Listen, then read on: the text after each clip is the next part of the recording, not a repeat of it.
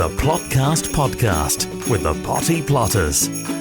Hello and welcome back to the Potty Plotters podcast. We still haven't got a jingle for that, but we will have soon. So this is episode 47. 4 and 7, 47. You fancy yourself as a bingo caller? Oh, I do, yeah. I'd love to do that one day. My granddad was a bingo caller. No. He was. Honestly? Honest, yeah. Anyway, carry on. Who are you? Right, okay then, yeah. I'm Elaine. And I'm Julia. That's good. Right then, well, I'm not going to try and do that over this next bit because it's still too hard. But people can get in touch with us. They do get in touch with us. And how do they do that then? Yes, they can get in contact with us via Facebook, Instagram or Kiss, X, Twitter at Potty Plotters, TikTok at The Potty Plotters, email us naughtycorner at pottyplotters.uk or check out the website pottyplotters.uk. I can't get over that about your granddad, Julia. Isn't it funny what we find out about each other as we go along? Right then, so, before we get started, we've had a present. We have Gareth turned up with this little ramekin, didn't he? Is that what they're called? Yeah, it is ramekin, yeah. Yeah, and he presented it to us, and first of all, I thought, ooh, he's bought us some caviar. It does look like caviar. All I could see was this dark food soil. Stuff, yeah. It looks like soil. Yeah, so then we looked at it in greater detail. You smelt it. What is it? Coffee. Oh. Yeah, I know. What do you think he's trying to tell us? He wants a drink. I don't know. And then he told us it's used. So It's used? Second hand. I tell you what, there's no bounds to this man's generosity. Yes, folk, he has bought us coffee grinds that have been used previously that are no use whatsoever. Well, they are. Are they? Yeah, what are we going to do with them then, we can Julia? put them in the composter. Or... What are you going to put them in the composter for? He's only just bought it, yeah. What else am I going to do with it? I'm asking you. Well, they're perfect for the composter. Okay. Or you can put them on the top of your plant pots to deter the squirrels. Why? Because they prefer tea? Is that what it is? I think so, yeah. No, so honestly, if you sprinkle it over the bulbs... Yeah, we need a couple more of these. Gareth, can you drink a lot more coffee, please? Because we put them on the top of the plant pots where you've got bulbs, and what I found in the past is that it does deter the squirrels going in and going after your bulbs. That's true. Right, I believe you. Mm-hmm. Yeah, but we need a lot more than that because we need about an inch depth on the top of the plant pot, and really... Got a snowdrop that wants covering. Yeah. It's thoughtful anyway, isn't it? Yes, that's very generous. Yeah, put it to one side, Julia. Put it over there. And, Okay. Did you save that all yourself, Gareth? Oh, that's kind that you thought of us with second-hand stuff for us to put on the compost. Well. Anyway. Can't wait for Christmas. So we're back inside again, aren't we? Yes, we are, yes, because he doesn't like to go outside now. Everything's changing. Do you remember the days we used to sit out in all weathers? Didn't matter what happened out there, although there's some mighty big black clouds and it is still very damp out there. But nevertheless... Well, I don't feel as invigorated as if I'm outside. I do like the cold air. Or you can open a window if you like. I'm sure that'll help you. No, what about your heating bill? And your husband, he'll not like that, will he?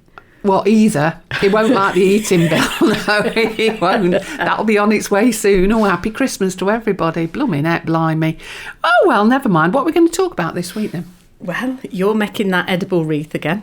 I'm helping. I'll be your assistant. Okay, then. Right. Who was Bruce Forsyth's assistant? What was she was really lovely. No. Anthea... No. It was Anthea Redfern. Was it? Yeah, really tall and blonde and beautiful and everything. No, that's he not married her. No, he married her, didn't he? That's not the assistant I'll be. No, all right then. Well, anyway, I'll be assisting you. Can help me. Yeah, and we're going to be talking about storing the seeds over Christmas. Over Christmas? Just over Christmas or yeah, what? Because we'll be starting straight away in the new year. Yes, we will actually, No, we'll be storing our seeds over winter. Yeah. And, we're going to be updating you on the Christmas challenge. Christmas lunch challenge. Anyway, so Elaine, carry on. The Plotcast Podcast with the Potty Plotters. So I mentioned Christmas earlier, and Julia, we are going to make edible wreaths. Now, a lot of people don't understand what this is all about, and in fact, you didn't when I first showed you, did Yeah, you? I was just thinking, is that the potato for Christmas dinner? No, this is the one that we're going to make for an edible wreath. Okay. The potato needs to sit in your hand. Now then, hands are different sizes. Come on. Look at that. It's massive. Yeah, it's quite a big tater for you. For Yeah. me, just an ordinary one, Julia. Thank you. So all you're going to do is get an ordinary sized potato that fits in the palm of your hand. And now what I want you to do is to get a skewer. A metal skewer works better than a wooden one because potatoes are actually quite hard Yes. to get from one end of it to the other. Would a knitting needle work? I've tried it with knitting needles, but they are a bit slippy, so you could try it, and you could try it with like a tomato knife. But whatever you do, you need to be really careful with these. Hold potato like you would an egg, and it's up on one end, and all I want you to do is to work out about a third of the way down. When you've worked out where that is, I'm now going to make a hole by using the skewer right the way through, making a mess all over the floor. Terrible. Taken that out, and I've got a piece of wire, florist wire, and because I've made the hole, it goes straight the way through. Now then, tie them together by folding one over the other until the ends have both disappeared. So you've used florist wire, but could we use something like the wire we've got down the allotment? Yeah, garden wire, etc. is perfect. Okay. You see now that is how the wreath is going to hang. That's a very cheerful wreath. I've got lots of bay trees here at home, and what I do at this time of year is I start to strip them of little twigs. Yeah. And it doesn't matter that they're not perfect. Okay. But what you do need to do is each time you're going to put a piece of these into the potato, you need to make sure that you've cut it at a sharp angle. Secateurs are Is that my job? Yes. Oh, I like to be useful. There you go. Thank you. Cut it at an angle. And now what I'm going to do is start one end and work my way round simply by pushing the bay twig into the potato. Work your way around the circle from one end to the other. I'll probably catch up with you, Julia. Just one more piece, my friend, thank you. Oh, yeah. Okay. Now what are you going to do? Do you want the rosemary? So I've gone all the way round the outside of the potato, all that way round, and now what we're going to do is do an inner layer of rosemary. That smells nice. Stop saying that. Oh yeah. Now what does make it easier is if you strip just about half an inch of the stuff down the stalk, because that'll make it easier to get in the potato. There you go. What usually happens, we go out and do workshops with this, don't we, Elaine? And what usually happens, we tell everybody to bring their secateurs and a potato, and everybody turns up with blunt secateurs. Everybody. And then I end up spending half the session sharpening secateurs. Is that too big and bushy for you? So what's happening is that the gaps are being filled in by rosemary, and she doesn't know. Is it starting to take shape? Yeah. Oh, that's good. So what I'm doing now is we got some sage off the allotment, and I'm just popping that in as well. Yeah, you've been robbing, haven't you? I'll have to work that one out because you've not got any on yours. Now. Ah, that's very pretty. Thank you. Got some oranges to put in. Go on then. So I've got some dried. They are dried because I did them actually. Okay. And you've done loads, Yes, haven't you, yes. of orange slices, and all I'm going to do now is wire them in. Oh, that looks all right, Elaine. Are you saying stop? Don't put any more in? No, keep going. Okay. You need to balance it out. Well, I think that's lovely. Gareth is still not impressed. It's all edible, Gareth. That's the beauty about this. So there's rosemary that can be dried, but you can put the twigs in water and they will sprout, I promise. We've got bay leaves, and all you've got to do is dry them out. Orange slices, stick them in your gin, and then we've got sage if you needed it as an emergency, Christmas Day. Yeah, and occasionally we put some chilies on, haven't we? And we've also put some cinnamon sticks. As well. Look, it all looks lovely, Elaine. Well done. Don't keep it inside because the potato will melt, and it really does make a smell. Contact the Potty Plotters anytime on Facebook, Twitter and Instagram at Potty Plotters, or email naughtycorner@pottyplotters.uk. Where do you put your seeds over the winter? Actually, Julia, I save mine all year, so it's not just about the winter. But it's important because there will be a drop in temperature, changes in temperature, all of this kind of thing. Where do you keep your seeds? Well, I always bring them home, so I never leave them at the allotment. And I bring them home and I put them in one of the rooms where it's not too hot. We don't have the radiator on too high in there.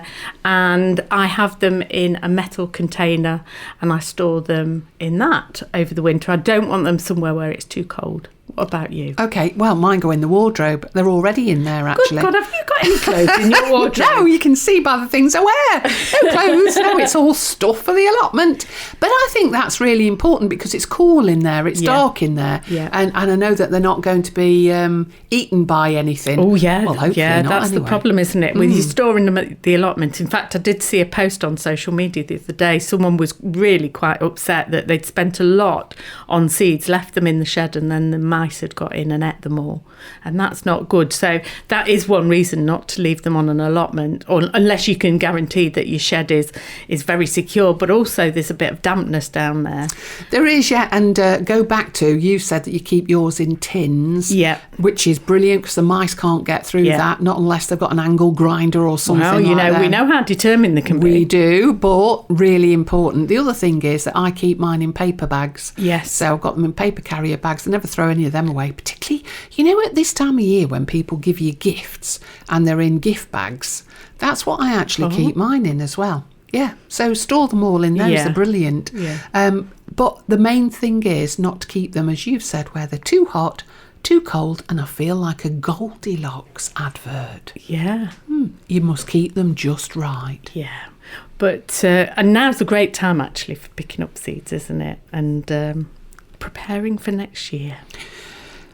Which is interesting, Julia, as to when you just walked in and said, I bought you a present, I brought you physalis. I'd rather you not buy me anything like that. Thank you all the same. And I didn't know that you had to buy it. I thought you just got it.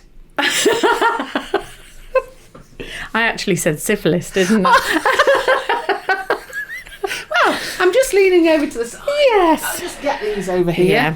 Now, I know that we've talked about them before, but these now are perfect. Yeah. When I've just done that, I can smell them. I know that you still can't smell them, and I know that Gareth won't even try to eat one of these, but these are what I would say perfect. Thank you very much. Well, I bought them for you. They are the syphilis. No, not the syphilis. No, they're not. I'll say it. The Physalis, yes. Cape gooseberries. Cape gooseberries, yes. And they are the ones that you gave me and I put in the polytunnel, and then they took over the polytunnel. And now I have started to take them down. And literally there's hundreds left in there if you want any more, Elaine. But we did talk about using them on the edible wreaths. So I've stored you some green ones, which we don't know how they're going to work out. But then I thought, I only know Elaine who likes the Cape gooseberries, so there you go. Lovely. They're for you. But our friend Gareth did say he'd seen them in the supermarket. I bet they're expensive in the supermarket. I might just put them alongside the coffee grinds. I'll work my way through all of this. The Plotcast Podcast with the Potty Plotters. Well, Christmas lunch. I'm just thinking of this story. It was called A Christmas Carol. Whose idea was it to do a Christmas lunch challenge? Gareth. Yeah, it's looking like it was. Yeah, it's looking like he doesn't know. But anyway, this is proof that we are real gardeners. We like to get out there. We're not experts, although we've done it quite a few times before. So that's why we would like to share our experiences with you. But it's been a bit of a disaster, hasn't it, Elaine? Yeah. Well, on a positive note, my parsnips have worked lovely, and I've started to take those, and I'll still have plenty for Christmas Day. And Gareth doesn't like parsnips. Yeah. Okay. Well, that's good, although we seem to have duplicated, because my parsnips are okay, even though they did sit underwater for quite a bit. The ones that I've dug out are absolutely lovely. So there are still some in there, and they should see us through to Christmas. What about carrots? Now the carrots. I'm quite excited about them. So I did plant carrots in the polytunnel, and they do look like they're forming a nice shoulder, so you can see the top of them. So obviously you can see the leaf on the top, and then you can see the shoulders. Now, if the shoulders are anything to go by, we should have plenty of carrots for Christmas Day as well. So that's okay for the reindeer then. Yeah. No. Oh, me. Oh, and right. You. Okay. Carrots. Yeah. Okay. Brussels sprouts. Bit of a disaster. Oh. I know. I'm really disappointed because these are my favourite vegetables, and I think because of all the flooding we had and the location of them, they've just all rotted. I'm very upset. Do you like Brussels sprouts? No, Gareth doesn't like Brussels sprouts either. That's unusual, isn't it? We've got parsnips and carrots on our plate. Yeah. He's got carrots. Yes, he likes carrots. Yeah. Okay. Potatoes, Christmas potatoes, Julia. Disaster. We had that disaster very early on, didn't we? Because we left them outside. We planted them in the tubs. We left them outside to get going because it was too warm to move them inside. We were waiting for it to get cold and frosty, which, to be fair, it's not really got that cold and frosty yet. But prior to that, they got blight, and that was that. Okay. Do you like potatoes, Gareth? Well, you've not got any. Okay. Red cabbage, Julia. I didn't grow any. Neither did I. But Eric and Jackie, thank you very much for donating one to us. Do you like red cabbage? No, Gareth doesn't like red cabbage. No, I know it's not traditional on a Christmas dinner. Yeah. But I have got some nice kale. Kale. This is going to be worth getting up for on Christmas Day, isn't it? Okay. And what are you going to do with that, Julia? Use it as a green. Okay. Yeah. And some chard. I've got some nice chard. Right, okay. Brilliant. It's going to be a very green, earthy dinner. Yeah. What else have we got? Do you like kale and chard, Gareth? Yes, he says yes. That's okay good, then. Yeah. Stuffing. Where'd you grow that? Sage, onion. That's what I was thinking. I've still got some onion stored, yeah. And we've got some sage as well, actually. Oh, yes. Yeah. So that's okay. Do you like stuffing? Thank you, Gareth. And what are you having? A nut roast? Actually, I've got butternut squash still left. Oh, right, okay. Yeah. Right. And they came out. In fact, they were enormous in the end. They grew enormous. So that'll see us all through. We'll be all right. Just have loads of roasted stuff and it'll all taste yummy anyway, won't it? You'll never know what's missing. You won't know because I'll give you a bottle of gin. You see, we don't mention the G word while Gareth's around because he thinks that we just grow everything for gin, and we don't. Yeah. We grow it all for Christmas. And so I am disappointed about the sprouts, though, Elaine. Don't worry about it. I'll get you some. Thank you. I don't know where from, but I'll try and get you some. Yeah, leave that with me. Yeah, because I was thinking about doing that challenge again. What, soup? No. What? The world record. Oh, that'd be a good idea. Yeah. Would have been better with your own sprouts. Yeah, and I've not had enough training this year.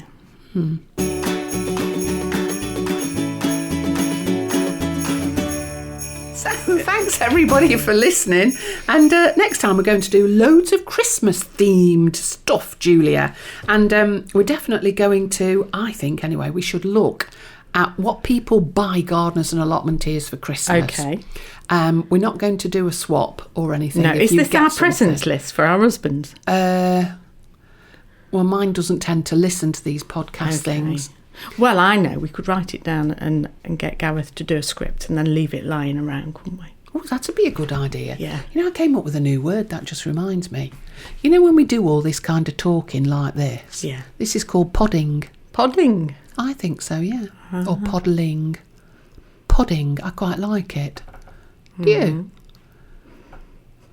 No. Got no reaction whatsoever from either Julia or Gareth. So, well, anyway, if you want to know more, listen in while we just poddle off. The Plotcast Podcast with the Potty Plotters is an Amberland Media production.